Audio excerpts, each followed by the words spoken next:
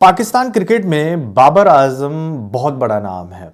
बहुत ज़्यादा फैंस है। वर्ल्ड क्रिकेट में भी लोग पसंद करते हैं, कई लोग पसंद नहीं भी करते हैं। तो ऐसा है बाबर आजम का, अगर आप पोर्टफोलियो देखेंगे तो वहाँ पर ये चीज़ें नज़र आएंगी। इस वीडियो में दरअसल मैं बात करने वाला हूँ बाबर आजम के T20 वर्ल्ड कप 2026 को लेकर, चूंकि हमारे पड़ोसी है और पड़ोसियों के साथ हम लोगों का मुकाबला है 15 फरवरी को। हालांकि अभी मोहसिन नकवी जो पीसीबी के चेयरमैन है वो सोचेंगे, विचार करेंगे, क्योंकि उनकी लड़ाई आईसीसी के साथ है। तो आफ्टर ऑल अगर 15 फरवरी को इंडिया वर्सेस पाकिस्तान का मैच होता है तो ठीक है, और नहीं भी होता है तो as a player, as a batsman Babar Azam के लिए कितना ज्यादा इंपॉर्टेंट है T20 वर्ल्ड कप 2026। मेरे से अगर आप पूछेंगे, मैं आपको बोलूंगा कि बहुत बड़ा है ये टूर्नामेंट, खास करके बाबर आजम के लिए। हो सकता है कि बाबर आजम का ये आखिरी T20 वर्ल्ड कप हो सकता है कि अगली T20 वर्ल्ड कप में भी वो खेल ले, लेकिन अमूमन मान के चलिए आप कि T20 वर्ल्ड कप ये जो होने वाला है ये आखिरी हो सकता है बाबर आजम के लिए। अब इसको मेमोरेबल कैसे आप बना सकते हैं? एक ही चीज है बाबर आजम के पास, वो है बैट। बल्ला है आपके पास, सामने गेंदबाज है, आप रन बनाइए, आप रन बनाइए। क्योंकि तमाम चीजें जो भी हुई है, अगर आप उसको लेकर चल रहे हैं कंधों पर, तो बोझ के तले आप दब जाइएगा, और दब गए तो फिर दिक्कत है। क्योंकि आज तक कोई भी बड़ा खिलाड़ी, बड़ा नाम वो तभी बना है, हर किसी की लाइफ में, मैं आपको बताता हूं प्रोफेशनल करियर में उतार चढ़ाव जिंदगी में बहुत देखने को मिलते हैं, ना सिर्फ क्रिकेट में, स्पोर्ट्स में, बल्कि आम जिंदगी में भी।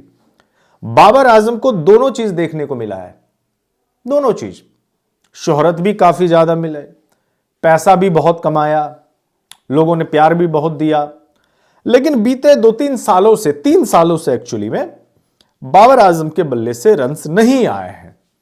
अब बाबर आजम को इवन पाकिस्तानी जो फैंस है वो भी उनसे ज्यादा उम्मीद नहीं करते, लेकिन फिर भी वो उनके प्लेयर है तो उम्मीद लगाकर बैठे हुए कि शायद ये टूर्नामेंट बाबर आजम के लिए बेहतर चला जाए। बाबर आजम का जो पीक टाइम था 2021 के वर्ल्ड कप में, जो उसने परफॉर्मेंस दिया था, कमाल का परफॉर्मेंस था। और उस परफॉर्मेंस पे हर किसी को ये लग रहा था कि शायद वो वर्ल्ड कप पाकिस्तान का ही है, जीतना चाहिए। लेकिन वो सेमीफाइनल एंड ऑल सब चीज हुआ, नहीं जीत पाया। एज ए कैप्टन के तौर पर भी बाबर आजम के लिए वो पहला जो पेपर था वो बड़ा शानदार रहा था। हालांकि बाद में भी एज ए कैप्टन के तौर पे फाइनल भी खेले 2022 के T20 वर्ल्ड कप में, बट जीत नहीं पाए, वो अलग बात है, वो भी फाइनल में जाके आप आ रहे हो।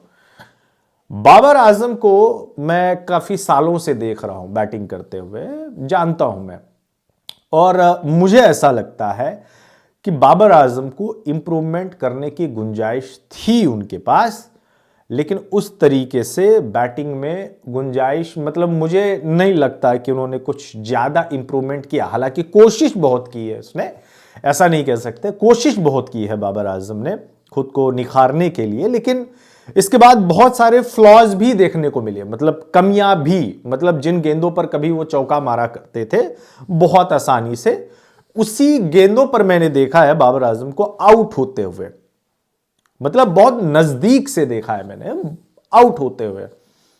स्पिन को एक टाइम बाबर आजम बहुत ज्यादा डोमिनेट किया करते थे, अच्छा खासा रिकॉर्ड था स्पिनर्स के अगेंस्ट बाबर आजम का।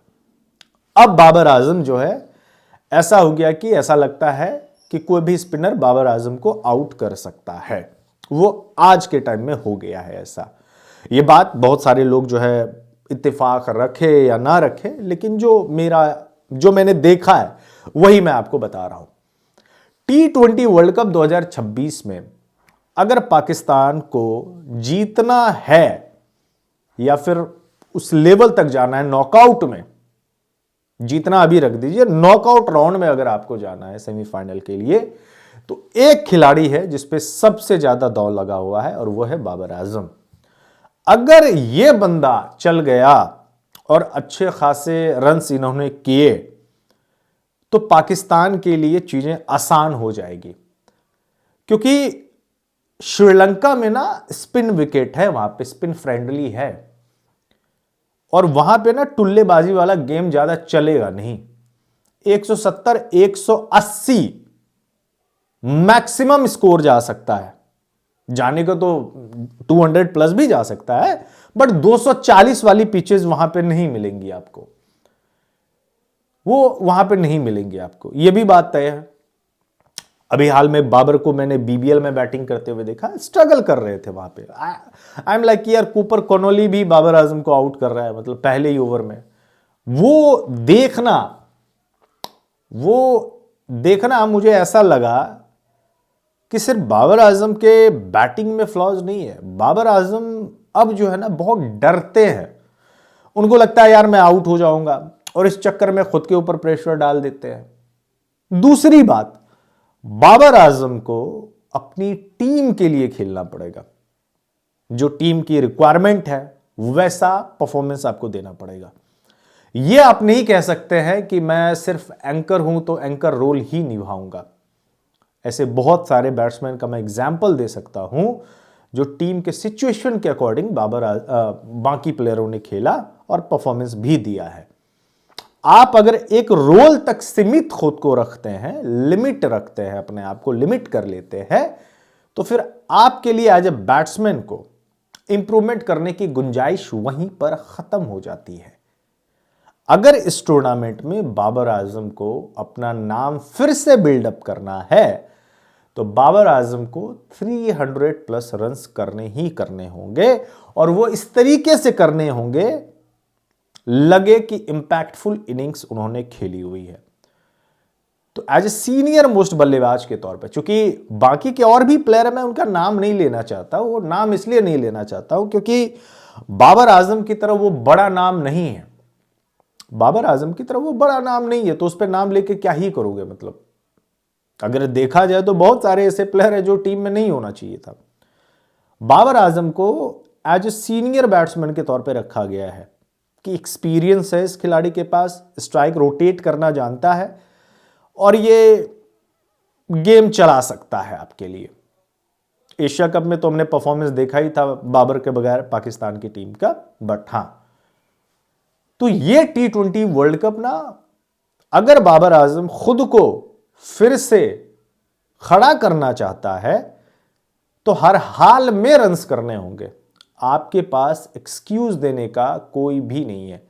मतलब जो होना था हो गया, आपके साथ ज्यादती हुई है, मेंटली ब्रेकडाउन काफी ज्यादा आप हुए हैं, ये बात मैं मानता हूं, और मैंने खुद भी कई दफा बोला भी है, मेरे से ज्यादा कोई नहीं बोला होगा। तो ऐसे में एज ए बैट्समैन के तौर पे जिम्मेदारी है बाबर आजम के पास। आप बच्चों से उम्मीद नहीं लगा सकते हैं, या फिर बच्चों को क्रिटिसाइज अभी ना करें, क्योंकि कई खिलाड़ी ऐसे जिनका ये पहला T20 वर्ल्ड कप होगा, लेकिन बाबर आजम का मे बी चौथा वर्ल्ड कप होने वाला है ये। और यहां पर पाकिस्तान की टीम को आपकी जरूरत है, और अगर आपने यहां पे परफॉर्मेंस नहीं दिया तो शायद मुझे लगता है कि आगे के लिए T20I में बाबर आजम के लिए रास्ते बंद हो जाएंगे, क्योंकि T20I आज के टाइम में गेम काफी ज्यादा फास्ट फॉरवर्ड हो चुका है। टीम की डिमांड बढ़ गई है, प्लेयर्स का खुद से डिमांड बढ़ा हुआ है कि यार मैं इससे ज्यादा बेहतर परफॉर्मेंस देने की कोशिश करूंगा। तो जो मॉडर्न डे बैटिंग वाली बात है, अगर आप उस तरीके से नहीं भी कर पाते हैं, हर कोई 200 प्लस के स्ट्राइक रेट से रन्स नहीं बना सकता, हर किसी की अपनी एक लिमिटेशन होती है। बावजूद इसके Babar Azam as a senior player, experience है उस बंदे के पास, तो इंपैक्टफुल इनिंग्स बाबर आजम आराम से खेल सकते हैं, और आराम से 170 180 या 190 तक भी अगर आप स्कोर को पहुंचा दे रहे हैं, बाकी अगर आपके गेंदबाज बढ़िया परफॉर्मेंस दे रहे हैं, तो मेरे ख्याल से इनफ होगा ये चीज। क्योंकि श्रीलंका में, जैसा कि मैंने आपको पहले बताया, श्रीलंका में इतने ज्यादा रन्स नहीं बनने वाले हैं, वहां 250 स्कोर नहीं जाएगा, वहां 180 190 आपके लिए डिफेंडेबल स्कोर हो जाएगा। तो लेट्स सी इस बार क्या करते हैं बाबर आजम। आए हैं टीम में लंबे समय के बाद, कमबैक भी हुआ था, साउथ अफ्रीका वाली सीरीज में बाबर आजम ने रन्स भी किए हुए थे, बट हां इनकंसिस्टेंसी बाबर आजम के भीतर काफी ज्यादा देखने को मिली है। और अगर इन चीजों पर बाबर आजम काम कर लेते हैं तो वापस लोग वही उसी तरीके से अप्रिशिएट करना शुरू करेंगे जैसा 2021 के T20 वर्ल्ड कप में किया था। तो मैंने भी सोचा कि चलो एक वीडियो जो है बाबर आजम के लिए स्पेशली मैं बना देता हूं, क्योंकि जो भी था आपके साथ, जो भी हुआ है, अब उसको भूल के अब आगे बढ़िए और आगे बढ़ के आप एज ए बैट्समैन के तौर पे दिखाइए कि सच में आप पिछले 10-15 सालों में पाकिस्तान को एक सबसे बड़ा अच्छा बैट्समैन मिला है। अब आपको प्रूव करने की जरूरत है, और अगर आप नहीं कर पाते हैं तो फिर कोई बात ही नहीं है। लेट्स सी क्या होता है इस बार। इस वीडियो में बस इतना ही। अगर आप मेरी बातों से सहमत है नीचे कमेंट करके जरूर बताइएगा। धन्यवाद।